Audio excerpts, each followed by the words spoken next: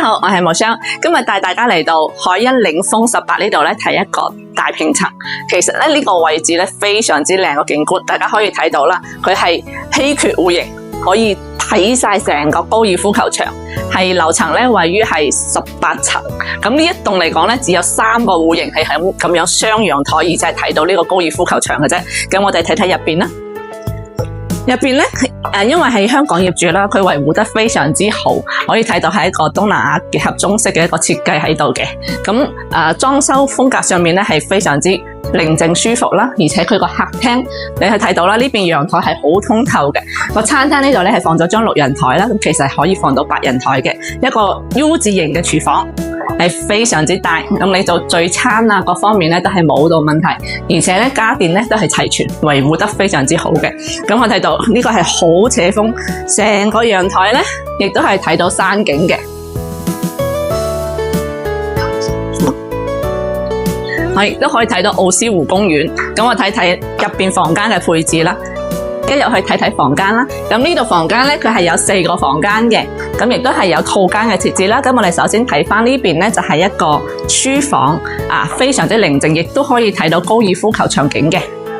咁書房隔籬咧就係一個大套間嚟嘅，咁佢依家呢度咧就係作一個主人房啦。咁入嚟咧係一個背有式嘅衣帽間，然後係有個沖涼房，衛生間咧係配置咗浴缸嘅。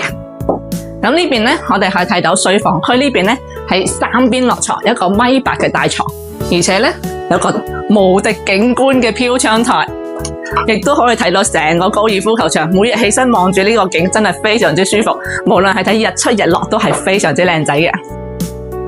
好，睇翻呢邊咧，亦都係一個套間嚟嘅。咁佢4個房入邊咧，佢就配置咗2個套間啦，而且都係有浴缸嘅。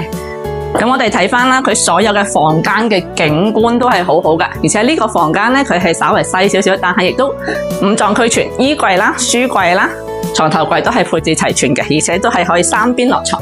我睇到啦，呢個係對住奧斯湖公園個景觀，非常之靚仔，而且呢邊咧雖然佢係有少少靠路，但係一啲都唔會嘈，非常之寧靜嘅。嚟呢邊咧，亦都係一個房間啦，咁佢就係亦都係睇到嗰個奧斯湖公園嘅景觀。咁其實成間屋嘅景觀、視野、通風、採光都係非常之好。